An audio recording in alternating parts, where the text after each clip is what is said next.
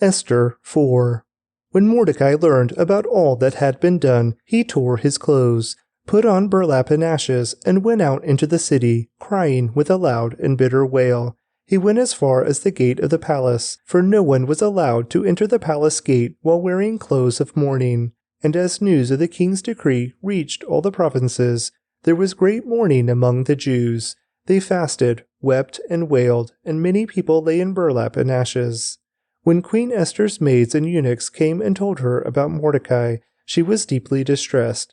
She sent clothing to him to replace the burlap, but he refused it. Then Esther sent for Hathach, one of the king's eunuchs, who had been appointed as her attendant. She ordered him to go to Mordecai and to find out what was troubling him and why he was in mourning.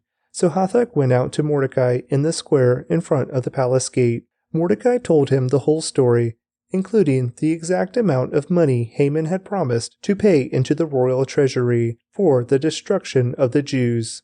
Mordecai gave Hathach a copy of the decree issued in Susa that called for the death of all Jews. He asked Hathach to show it to Esther and explain the situation to her. He also asked Hathach to direct her to go to the king to beg for mercy and plead for her people. So Hathach returned to Esther with Mordecai's message. Then Esther told Hathach to go back and relay this message to Mordecai. All the king's officials and even the people in the provinces know that anyone who appears before the king in his inner court without being invited is doomed to die unless the king holds out his gold scepter. And the king has not called for me to come to him for 30 days. So Hathach gave Esther's message to Mordecai. Mordecai sent this reply to Esther. Don't think for a moment that because you're in the palace, you will escape when all other Jews are killed. If you keep quiet at a time like this, deliverance and relief for the Jews will arise from some other place, but you and your relatives will die. Who knows if perhaps you were made queen for just such a time as this? Then Esther sent this reply to Mordecai. Go and gather together all the Jews of Susa and fast for me. Do not eat or drink for 3 days, night or day. My maids and I will do the same, and then, though it is against the law, I will go in to see the king. If I must die, I must die. So Mordecai went away and did everything as Esther had ordered him. Esther 5. On the 3rd day of the fast, Esther put on her royal robes and entered the inner court of the palace, just across from the king's hall. The king was sitting on his royal throne, facing the entrance. When he saw Queen Esther standing there in the inner court, he welcomed her and held out the gold scepter to her. So Esther approached and touched the end of the scepter. Then the king asked her, What do you want, Queen Esther? What is your request? I will give it to you, even if it is half the kingdom. And Esther replied, If it please the king, let the king and Haman come today to a banquet I have prepared for the king. The king turned to his attendants and said, Tell Haman to come quickly to a banquet as Esther has requested. So the king and Haman went to Esther's banquet. And while they were drinking wine, the king said to Esther, Now tell me, what do you really want? What is your request? I will give it to you, even if it is half the kingdom. Esther replied, This is my request and deepest wish. If I have found favor with the king, and if it pleases the king to grant my request and do what I ask, please come with Haman tomorrow to the banquet I will prepare for you. Then I will explain what this is all about. Haman was a happy man as he left the banquet, but when he saw Mordecai sitting at the palace gate, not standing up or trembling nervously before him, Haman became furious. However, he restrained himself and went on home. Then Haman gathered together his friends and Zeresh, his wife, and boasted to them about his great wealth and his many children. He bragged about the honors the king had given him and how he had been promoted over all the other nobles and officials. Then Haman added, And that's not all. Queen Esther invited only me and the king himself to the banquet she prepared for us, and she has invited me to dine with her and the king again tomorrow. Then he added, But this is all worth nothing, as long as I see Mordecai the Jew just sitting there at the palace gate. So Haman's wife Zeresh and all his friends suggested, Set up a sharpened pole that stands 75 feet tall, and in the morning ask the king to impale Mordecai on it. When this is done, You can go on your merry way to the banquet with the king." This pleased Haman, and he ordered the pole set up. Esther 6.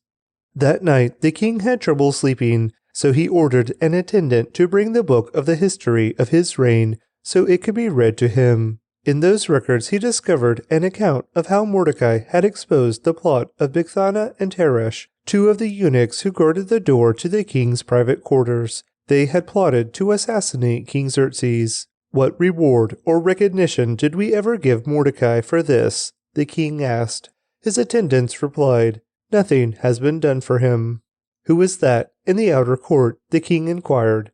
As it happened, Haman had just arrived in the outer court of the palace to ask the king to impale Mordecai on the pole he had prepared. So the attendants replied to the king, "Haman is out in the court." "Bring him in," the king ordered. So Haman came in, and the king said, "What should I do to honor a man who truly pleases me?" Haman thought to himself, "Whom would the king wish to honor more than me?" So he replied, "If the king wishes to honor someone, he should bring out one of the king's own royal robes, as well as a horse that the king himself has ridden, one with a royal emblem on his head. Let the robes and the horse be handed over to one of the king's most noble officials, and let him see that the man whom the king wishes to honor is dressed in the king's robes and led through the city square on the king's horse. Have the official shout as they go, 'This is what the king does for someone he wishes to honor.'" "Excellent," the king said to Haman. "Quick, take the robes and my horse, and do just as you have said for Mordecai the Jew, who sits at the gate of the palace. Leave out nothing you have suggested." So Haman took the robes and put them on Mordecai, placed him on the king's own horse, and led him through the city square, shouting, "This is what the king does for someone he wishes to honor." Afterward, Mordecai returned to the palace gate, but Haman hurried home, dejected and completely humiliated. When Haman told his wife Zeresh and all his friends what had happened, his wise advisers and his wife said, "Since Mordecai, this man who has humiliated you, is of Jewish birth, you will never succeed in your plans against him. It will be fatal to continue opposing him." While they were still talking, the king's eunuchs arrived and quickly took Haman to the banquet Esther had prepared. 1 Corinthians 10. I don't want you to forget, dear brothers and sisters, about our ancestors in the wilderness long ago. All of them were guided by a cloud that moved ahead of them, and all of them walked through the sea on dry ground. In the cloud and in the sea, all of them were baptized as followers of Moses. All of them ate the same spiritual food, and all of them drank the same spiritual water. For they drank from the spiritual rock that traveled with them, and that rock was Christ. Yet God was not pleased with most of them, and their bodies were scattered in the wilderness. These things happened as a warning to us, so that we would not crave evil things as they did, or worship idols as some of them did. As the scriptures say, the people celebrated with feasting and drinking, and they indulged in pagan revelry. And we must not engage in sexual immorality, as some of them did, causing 23,000 of them to die in one day. Nor should we put Christ to the test, as some of them did, and then died from snake bites. And don't grumble as some of them did, and then were destroyed by the angel of death. These things happened to them as examples for us. They were written down to warn us who live at the end of the age. If you think you are standing strong, be careful not to fall. The temptations in your life are no different from what others experience, and God is faithful. He will not allow the temptation to be more than you can stand. When you are tempted, He will show you a way out so that you can endure. So, my dear friends, flee from the worship of idols. You are reasonable people. Decide for yourselves if what I am saying is true. When we bless the cup at the Lord's table, aren't we sharing in the blood of Christ? And when we break the bread, aren't we sharing in the body of Christ? And though we are many, we all eat from one loaf of bread, showing that we are one body. Think about the people of Israel. Weren't they united by eating the sacrifices at the altar? What am I trying to say? Am I saying that food offered to idols has some significance, or that idols are real gods? No, not at all. I am saying that these sacrifices are offered to demons, not to God. And I don't want you to participate with demons. You cannot drink from the cup of the Lord and from the cup of demons too. You cannot eat at the Lord's table and at the table of demons too. What, do we dare rouse the Lord's jealousy? Do you think we are stronger than He is? You say, I am allowed to do anything, but not everything is good for you. You say, I am allowed to do anything, but not everything is beneficial. Don't be concerned for your own good, but for the good of others. So you may eat any meat that is sold in the marketplace without raising questions of conscience, for the earth is the Lord's and everything in it. If someone who isn't a believer asks you home for dinner, accept the invitation if you want to. Eat whatever is offered to you without raising questions of conscience. But suppose someone tells you, this meat was offered to an idol. Don't eat it out of consideration for the conscience of the one who told you. It might not be a matter of conscience for you, but it is for the other person. For why should my freedom be limited by what someone else thinks? If I can thank God for the food and enjoy it, why should I be condemned for eating it? So whether you eat or drink or whatever you do it all for the glory of God. Don't give offense to Jews or Gentiles or the church of God. I too try to please everyone in everything I do. I don't just do what is best for me. I do what is best for others, so that many may be saved. Proverbs 19. Better to be poor and honest than to be dishonest and a fool. Enthusiasm without knowledge is no good. Haste makes mistakes. People ruin their lives by their own foolishness and then are angry at the Lord. Wealth makes many friends. Poverty drives them all the way. A false witness will not go unpunished, nor will a liar escape. Many seek favors from a ruler. Everyone is the friend of a person who gives gifts. The relatives of the poor despise them. How much more will their friends avoid them? Though the poor plead with them, their friends are gone. To acquire wisdom is to love yourself. People who cherish understanding will prosper. A false witness will not go unpunished, and a liar will be destroyed. It isn't right for a fool to live in luxury, or for a slave to rule over princes. Sensible people control their temper. They earn respect by overlooking wrongs. The king's anger is like a lion's roar, but his favor is like dew on the grass. A foolish child is a calamity to a father. A quarrelsome wife is as annoying as a constant dripping. Fathers can give their sons an inheritance of houses and wealth, but only the Lord can give an understanding wife. Lazy people sleep soundly, but idleness leaves them hungry. Keep the commandments and keep your life. Despising them leads to death. If you help the poor, you are lending to the Lord, and He will repay you.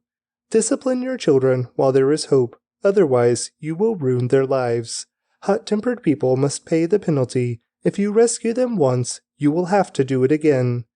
Get all the advice and instruction you can, so you will be wise the rest of your life. You can make many plans, but the Lord's purpose will prevail.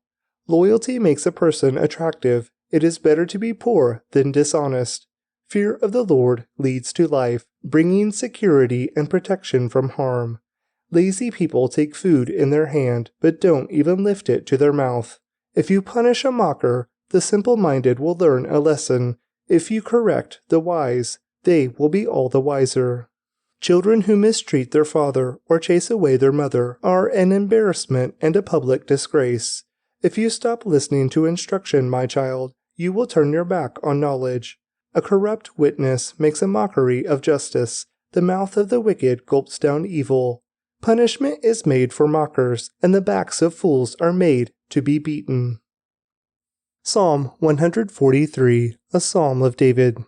Hear my prayer, O Lord. Listen to my plea. Answer me, because you are faithful and righteous. Don't put your servant on trial, for no one is innocent before you. My enemy has chased me. He has knocked me to the ground and forces me to live in darkness like those in the grave. I am losing all hope. I am paralyzed with fear. I remember the days of old. I ponder all your great works and think about what you have done. I lift my hands to you in prayer. I thirst for you, as parched land thirsts for rain. Interlude. Come quickly, Lord, and answer me, for my depression deepens. Don't turn away from me, or I will die. Let me hear of your unfailing love each morning, for I am trusting you.